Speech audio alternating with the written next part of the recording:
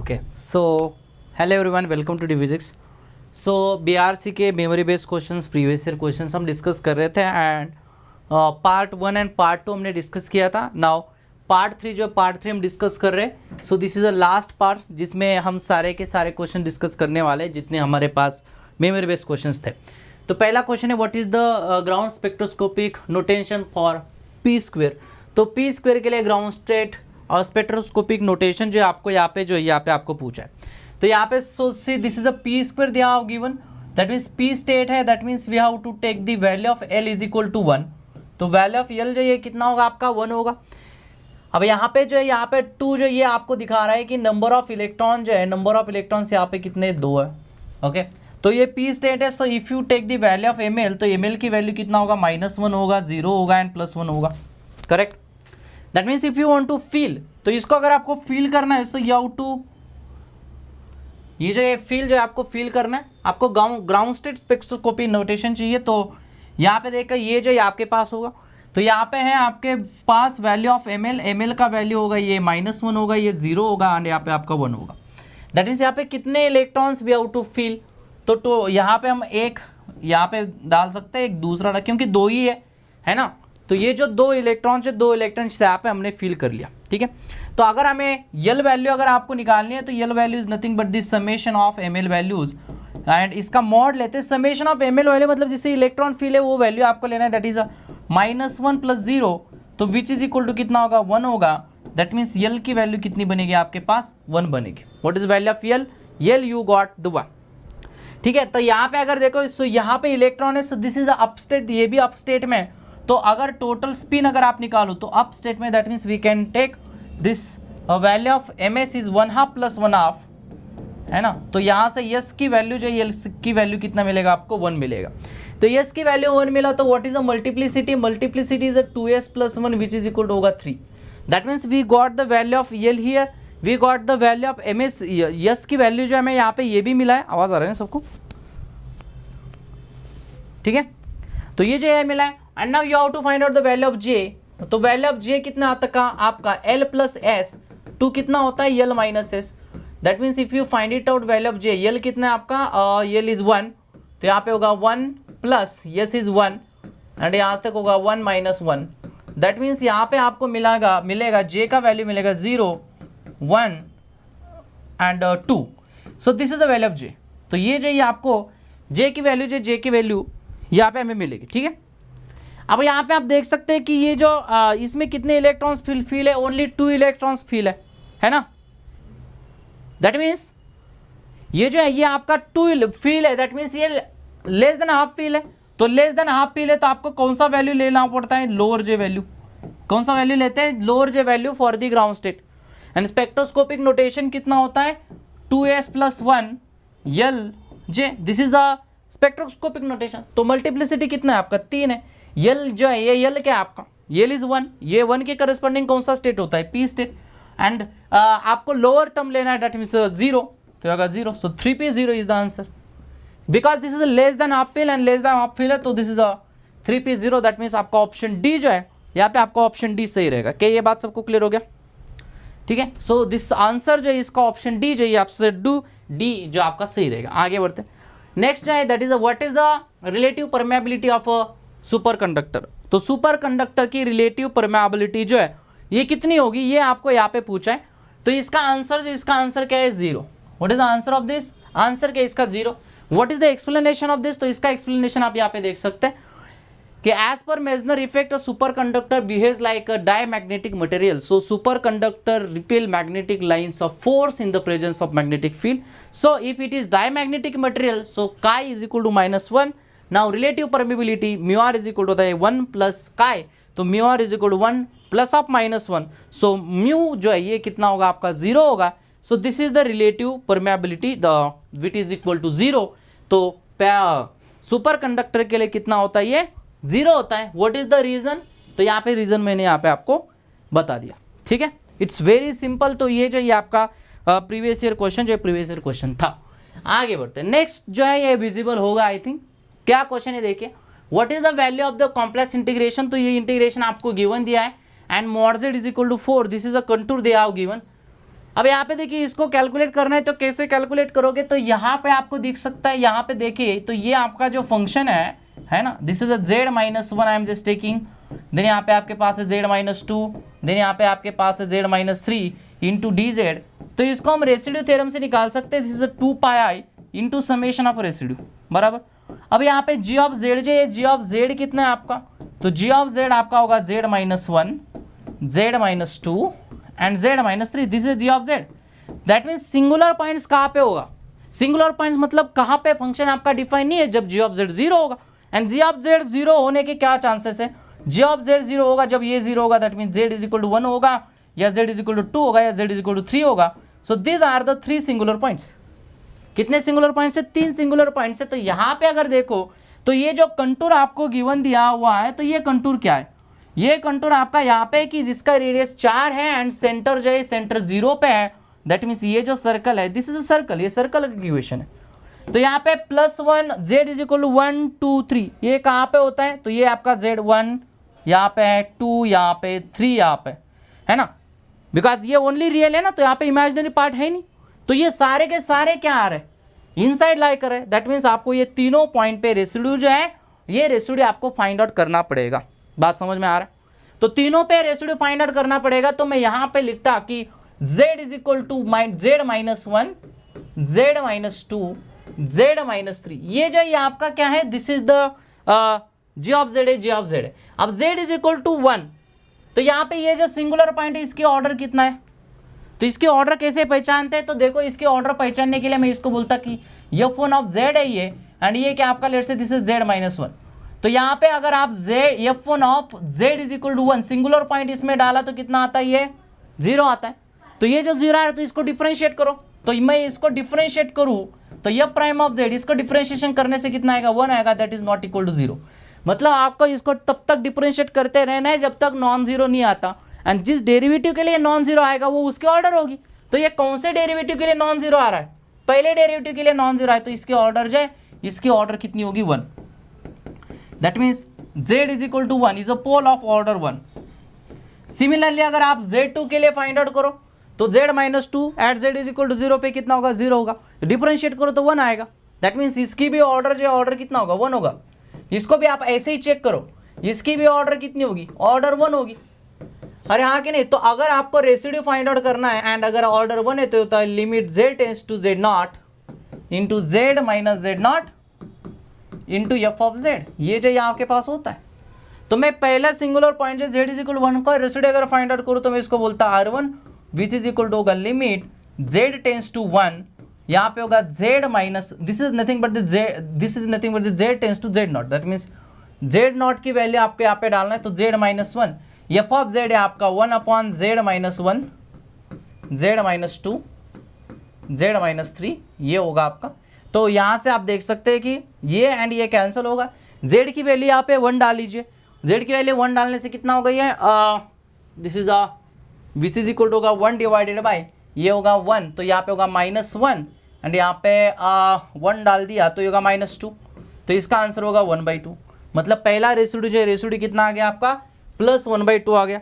दूसरा रेसिड्यू जो है, दूसरा रेसिड्यू कितना आएगा, देखिए लिमिट z टेंड्स टू कितना है यहाँ पे अभी 2, दैट मीन्स ये होगा आपका this is z minus 2 into f of z, तो यहाँ पे होगा z minus 1 z minus 2 z minus 3, क्या क्या कैंसिल होगा, ये कैंसिल होगा, इसमें वैल्यू सब z इज इक्वल टू 2 है, 2 माइनस 1 इज 1, 2 माइनस 3 इज -1, तो ये होगा -1, ठीक है। तो R2 कितना आएगा, -1, R3 कितना होगा, लिमिट z टेंड्स टू 3 है कि नहीं, आप होगा z minus 3 into f of z, that is 1 upon z minus 1 z minus 2 z minus 3, ये रहेगा। क्या क्या कैंसिल होगा यहाँ पे, 3 डाल दो, z की वैल्यू 3 डालो, 3 minus 1 2 and 3 minus 1 2 and 3 minus 2 is 1, तो विच इज इक्वल टू कितना होगा, सो यहाँ पे होगा this is 1 upon 3 minus 1 is 2 and यहाँ पे होगा 1 upon this is z minus 2 ना, तो 3 माइनस 2 इज 1, तो होगा 1, this is 1 divided by 2। That means residue जो है, ये रेसिड्यू कितना है आपका R1 plus R2 plus R3 which is equal to कितना होगा, this is a +1/2, okay. Then यहाँ पे होगा -1, ओके, देन यहाँ पे होगा +1/2 विच इज इक्वल टू होगा 1 - 1 विच इज इक्वल टू 0, मतलब समेशन ऑफ रेसिड्यू कितना है 0।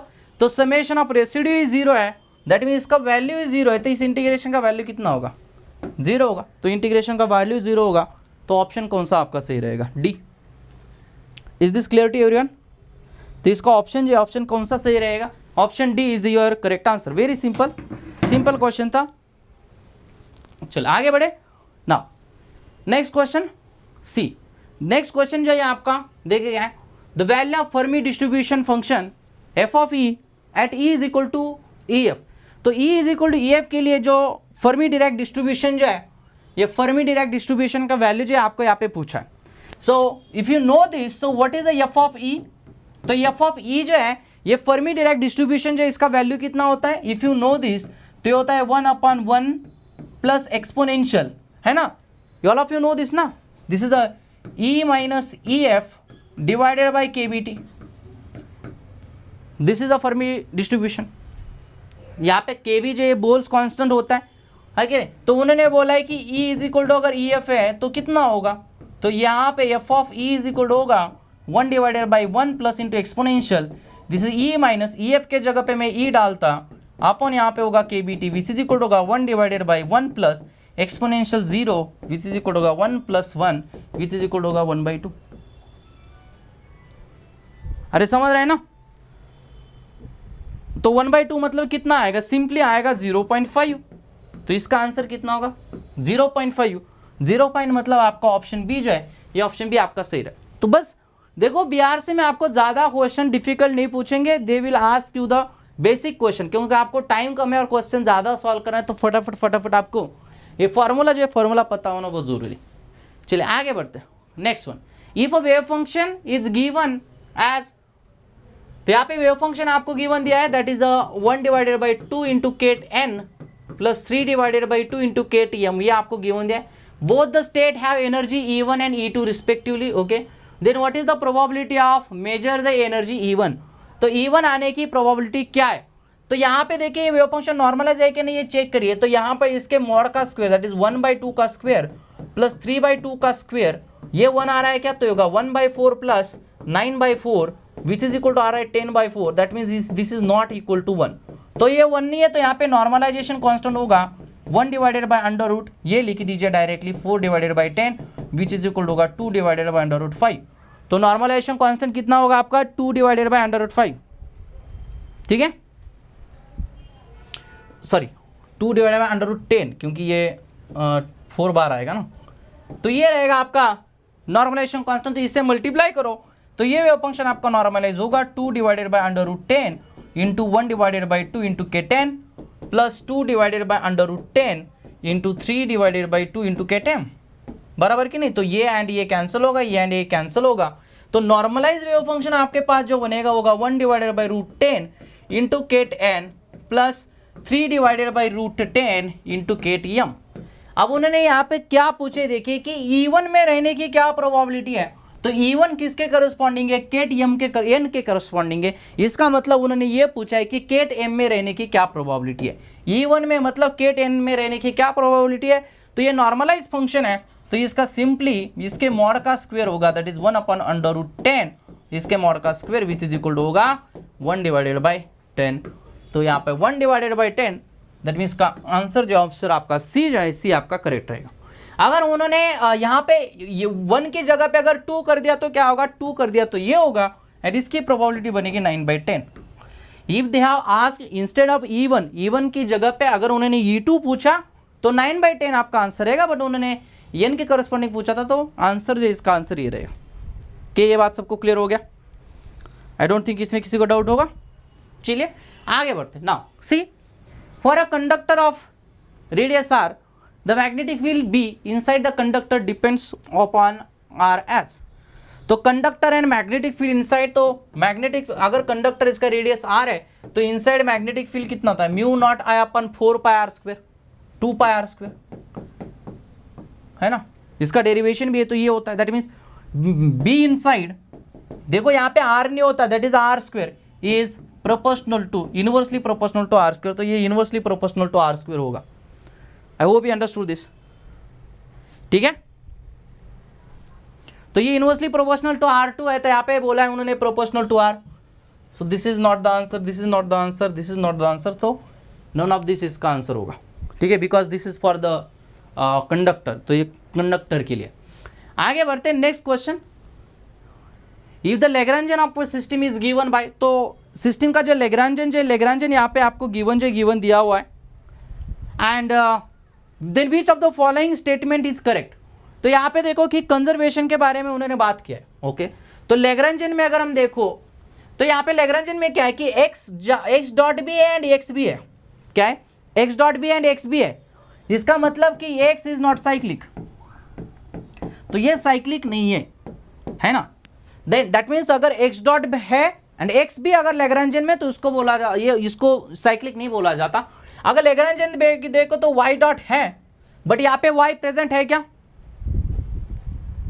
हेलो हेलो आवाज आ रही ना, हेलो, ओके। तो यहाँ पे Y dot Edward Y present है क्या, नहीं है, that means Y is a cyclic. तो यहाँ पे जो ये क्या है, वाई आपका क्या है, साइक्लिक है, ठीक है। एंड जो साइक्लिक कोऑर्डिनेट होता है उसके करस्पॉन्डिंग का मोमेंटम जो ये क्या होता है, कंजर्व होता है, तो पी वाई इज कंजर्व, तो पी वाई कंजर्व है। व्हाट अबाउट द एनर्जी, तो एनर्जी के बारे में क्या है, तो लैग्रेंजियन में देखो कोई टाइम डिपेंडेंट है क्या, पोटेंशियल, लैग्रेंजियन में जो पोटेंशियल है, ये पोटेंशियल यहाँ पे टाइम इंडिपेंडेंट है, पोटेंशियल में कोई टाइम टर्म नहीं है, इसका मतलब टोटल एनर्जी भी क्या रहेगा, कंजर्व रहेगा, because potential is independent of time, that's it. तो यहाँ पे आपका पी वाई भी कंजर्व रहेगा एंड टोटल एनर्जी भी कंजर्व रहेगा, इसका मतलब इसका आंसर होगा कि बोथ ए एंड बी दोनों के दोनों ही क्या रहेंगे, कंजर्व रहेंगे, है ना, बिकॉज साइक्लिक कोऑर्डिनेट के करस्पॉन्डिंग मोमेंटम कंजर्व होता है, यहाँ पर पोटेंशियल में टाइम टर्म नहीं है, दैट्स वाई एनर्जी भी कंजर्व रहेगा। तो ऑप्शन जो है दोनों सही रहेंगे, मतलब option C is a correct answer. I hope you understood this, में किसी को डाउट नहीं होगा। चलिए आगे बढ़ते हैं। What is the energy of the first excited state of the 3D harmonic oscillator quantum oscillator. तो 3D हार्मोनिक ऑसिलेटर आपके पास जो है, सो उसका हार्मोनिक ऑसिलेटर के बारे में अगर मैं बात करूँ तो इसका पोटेंशियल जो है, let's say this is v of X Y Z which is equal होता है, तो यहाँ पे होगा 1/2 m omega square X square plus 1/2 into m omega square Y square plus 1/2 m omega square Z square, ये आपके पास। तो यहाँ पे देखिए इसके करस्पॉन्डिंग जो एनर्जी आएगा, ये आएगा आपका nx plus 1/2 into H cross omega, इसके करस्पॉन्डिंग जो आएगा ये आएगा nx plus 1/2 into H cross omega, and इसके करस्पॉन्डिंग आएगा nz plus 1/2 into H cross omega, sorry this is ny। अब यहाँ पे उन्होंने कुछ दिया नहीं, हाँ यहाँ पे दिया है कि दिस इज आइसोट्रोपिक। आइसोट्रोपिक मतलब यहाँ पे ओमेगा एक्स इज इक्वल होगा ओमेगा वाई इज इक्वल होगा ओमेगा जेड, मतलब तीनों डायरेक्शन में इसका जो फ्रीक्वेंसी जो है, ये फ्रीक्वेंसी क्या रहेगा, सेम रहेगा, इसको बोलाता है आइसोट्रोपिक। तो यहाँ पे ये आइसोट्रोपिक है, तो इसको अगर हमने ऐड किया तो आपको मिलेगा nx plus ny plus nz plus 3/2 into H cross omega, है ना। आपको क्या चाहिए यहाँ पे, फर्स्ट एक्साइटेड स्टेट की एनर्जी चाहिए, तो ग्राउंड स्टेट के लिए कितना होगा, तो यहाँ पे nx होगा, ny होगा, nz होगा, तो ग्राउंड स्टेट के लिए होगा 0 0 0, तो ये ग्राउंड स्टेट के लिए होगा। फर्स्ट एक्साइटेड के लिए 0 1 0 0 लो या 0 1 0 लो या 0 0 1 लो, ये डिजेनरेसीज की 3 होगी। तो इसके करस्पॉन्डिंग जो उन्होंने पूछा है, तो 0 plus 0 plus 1 plus 3/2 into H cross omega which is equal होगा 5/2 एच क्रॉस ओमेगा, कितना होगा 5/2 H cross omega, that means option B जो है, ऑप्शन बी आपका यहाँ पे सही रहेगा, that is 5/2 H cross omega. क्या ये बात सबको क्लियर हो गया। नेक्स्ट क्वेश्चन की तरफ चलते, तो ये आपको क्वेश्चन गिवन दिया था, what is the acceptable wave function for the given potential profile. इसका मतलब यहाँ पे ये है कि कोई पार्टिकल है, यहाँ से इंसिडेंट किया है, तो इसका ग्राफ जो ग्राफ क्या होगा। तो यहाँ पे आप देख सकते हैं कि यहाँ पे पोटेंशियल कितना है, 0 है, यहाँ पे आप देख सकते हैं कि पोटेंशियल कितना है, 0 है। तो अगर आप स्क्रोडिंजर इक्वेशन अगर आप लिखें एंड के की वैल्यू अगर आप फाइंड आउट करो, तो दिस इज होगा 2me divided by H cross square, ये जो ये आपके पास होगा, एंड आप इसके करस्पॉन्डिंग वेव फंक्शन अगर आप फाइंड आउट करो तो होगा a into exponential I K X plus b into exponential minus I K X. If you solve the Schrodinger equation for zero potential, अगर जीरो पोटेंशियल के लिए अगर आप स्क्रोडिंजर इक्वेशन सॉल्व करोगे तो आपको वेव फंक्शन आपको ये मिलता है, ठीक है। दैट मीन्स यहाँ पे जो फर्स्ट वाला जो रीजन है, तो पहले रीजन में वेव फंक्शन क्या होगा आपका, ऑसिलेटरी होगा। पहले इसमें जो वेव फंक्शन होगा वो क्या होगा आपका, ऑसिलेटरी वेव फंक्शन होगा। That means this wave function is oscillatory. ठीक है, अब आगे क्या होगा, तो आगे देखिए यहाँ पे कि लेट्स से ये आपका वन डायमेंशनल बॉक्स है ना, आई am just taking this one dimensional box. तो ये let's say one dimensional box है एंड पार्टिकल जब इसको हीट करेगा तो यहाँ पे क्या, यहाँ पे फाइनाइट पोटेंशियल, तो यहाँ पे क्या होगा, टनलिंग होगा, है ना। हियर यहाँ पे क्या होगा, टनलिंग होगा। टनलिंग होना मतलब दिस इज द टनलिंग। तो यहाँ पे साइनोसाइडल होगा क्या, नहीं, क्यों नहीं होगा, क्योंकि यहाँ पे वी नॉट पोटेंशियल है, तो यहाँ पे पार्टिकल का टनलिंग होगा, ये ऑसिलेट करेगा नहीं यहाँ पे। क्यों, क्योंकि देखो ना टनलिंग फिनोमेनन, इसका मतलब यहाँ पे जो है ये क्या होगा, यहाँ पे यहाँ से टनलिंग होगा एंड टनल होने के बाद ये जो ये आपका फिर से इधर आएगा। तो यहाँ पे आने के बाद फिर से इसमें क्या हो गया, जब यहाँ पे आएगा तो यहाँ पे पोटेंशियल कितना है, जीरो है। तो जीरो पोटेंशियल में पार्टिकल जो ये क्या होगा, इसका वेव फंक्शन फिर से ये बनेगा। दैट मीन्स यहाँ पे ये जो ये होगा, यहाँ पे इनफाइनाइट पोटेंशियल है, दैट मीन्स पार्टिकल आगे जाएगा नहीं, वो इधर ही रहेगा। आई होप यू अंडरस्टूड दिस। इसके बीच में इसका ऑसिलेटरी वेव फंक्शन नहीं होगा, बात समझ लो। क्योंकि यहाँ पे देखिए कि इसकी जो पोटेंशियल है, ये पोटेंशियल आपका वी नॉट है, एनर्जी कम है, पोटेंशियल ज़्यादा है, तो इसका वेव फंक्शन जो होगा आपका ये होगा एक्सपोनेंशियल माइनस के एक्स, ठीक है, and plus B into exponential K X. तो यहाँ पे प्लस के, तो यहाँ पे डिकेंग, यहाँ पे आयोटा नहीं आएगा। जब वेव फंक्शन में आयोटा आता है तभी वो ऑसिलेटरी होता है, आयोटा नहीं है तो डिकेंग होगा। तो यहाँ पे देखिए इन्होंने बीच में ऑसिलेटरी दिया है, बीच में ऑसिलेटरी दिया है। अब ये ऐसे कैसे होगा, ये भी पॉसिबल नहीं है। तो ऑप्शन डी जो है, ये ऑप्शन डी यहाँ पे आपका पॉसिबल होगा। तो इसका आंसर क्या होगा आपका, ऑप्शन डी। बात समझ में आया, is this clear to everyone. चलिए आगे बढ़ते हैं नेक्स्ट क्वेश्चन की तरफ।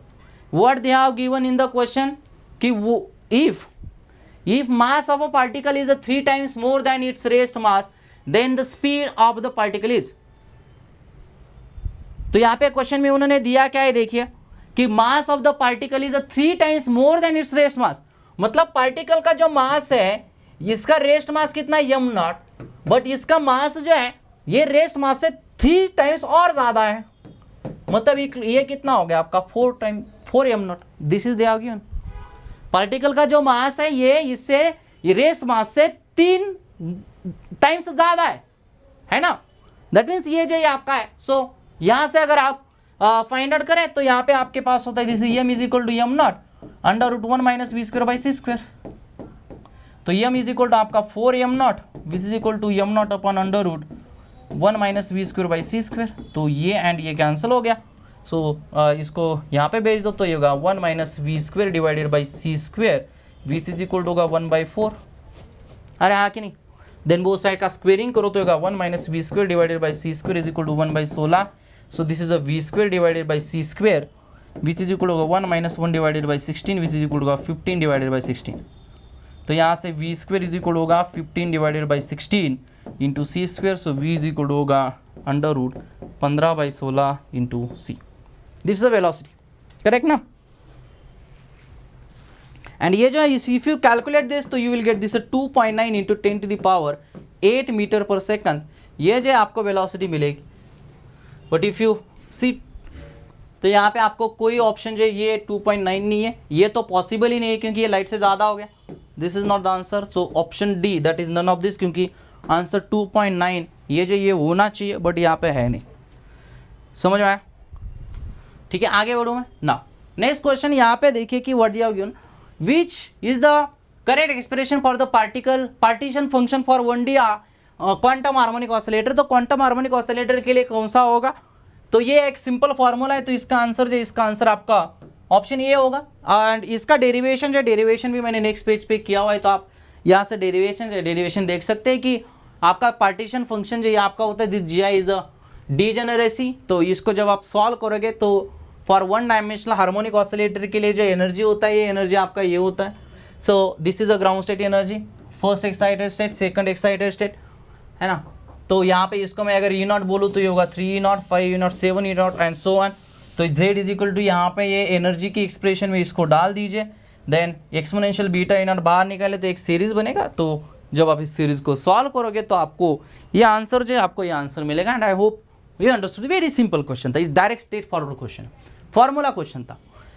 नेक्स्ट क्वेश्चन है कि ये जो Hamiltonian for the free particle दिया हुआ है, है ना. So H is the Hamiltonian for free particle and we have to calculate this X cap. This is X cap and H cap. इनका कम्यूटेटर जो इनका कम्यूटेटर आपको कैलकुलेट करना है. ओके ये जो कम्यूटेटर ये कम्यूटेटर आपको कैलकुलेट करना है. तो पहले क्या करेंगे, ठीक है. सो यहाँ पे देखिए कि ये आपका H जो है ये H कितना हुआ. यहाँ पे आप देखो तो पहले थोड़ा ध्यान से देखिए व्हाट दिया होगी उन फ्री पार्टिकल. फ्री पार्टिकल मतलब तुरंत लिखो कि पोटेंशियल जीरो होगा. Quantum mechanically for free particle potential is zero. That means यहाँ पे फिर क्या होगा, ये रहेगा सिर्फ kinetic energy 2p² divided by 2m क्योंकि पोटेंशियल जीरो है. अब यहाँ पे p² जो ये कितना होता है आपका, this is a px² plus py² plus pz², ये होता है आपका p².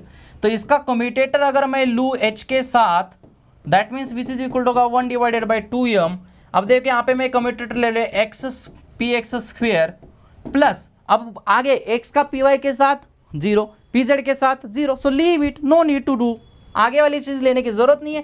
देखो 1 डिवाइडेड बाई 2m इंटू यहाँ पे रहेगा दिस इज xpx, है ना, ये रहेगा xpx एंड इसका डिफरेंशिएशन होगा तो ये होगा 2px. That means which is equal होगा 1 डिवाइडेड बाई 2m. ये होता है xpx का क्या होता है IH क्रॉस इंटू 2px, ये जो आपका रहेगा, ठीक है. That means this and this cancel, तो विच इज इक्वल होगा IH cross divided by m into px. तो ये जो है सिर्फ इसके अंदर वाले का वैल्यू हो गया. अब इसका फिर से कम्यूटेटर लेना है x के साथ, मतलब x के साथ इसका कम्यूटेटर लेना है आपको, है कि नहीं. x के साथ इनका जो इनका कम्यूटेटर आपको लेना है सब px, ठीक है. तो इनका कम्यूटेटर आपको लेना है. बस just take this and see क्या आंसर आता है आपका. तो if you take the commutator of this तो यहाँ पे कितना होगा, है ना. सो यहाँ पे देखिए, सो this is IH cross by m, है ना, एंड इंटू यहाँ पे होगा कम्यूटेटर xpx, तो विच इज इक्वल टू होगा IH cross by m and इसका कम्यूटेटर होगा IH क्रॉस, है ना. सो विच इज इक्वल टू कितना i into I square, that is h cross square divided by m. कितना होगा h cross square divided by m. यहाँ पे देखिए कि व्हाट दिया होगा of a unit mass. Unit mass मतलब m की वैल्यू दिया हुआ है 1, तो m की वैल्यू 1 है तो 1 डाल दीजिए, तो विच इज इक्वल टू होगा माइनस h क्रॉस स्क्वायर. तो माइनस h क्रॉस स्क्वायर जो है दैट मीन्स आपका यहाँ पे ऑप्शन जो है ऑप्शन बी जो है, ये ऑप्शन बी आपका यहाँ पे जो ये आपका सही रहेगा, ठीक है. आई होप यू अंडरस्टूड दिस. तो दिस आर द क्वेश्चंस. तो ऐसे टोटल 27 क्वेश्चंस जो है, ये 27 क्वेश्चंस हमारे पास थे जो प्रीवियस ईयर के मेमोरी बेस्ड क्वेश्चंस थे. एंड वो 27 के 27 क्वेश्चन मैंने यहाँ पे डिस्कशन मैंने किए. एंड आई होप कि ये आपको आपके एग्जाम के लिए डेफिनेटली हेल्पफुल रहेंगे. So all the best for your BRC exam. So thank you so much all of you. Bye bye, take care and happy learning.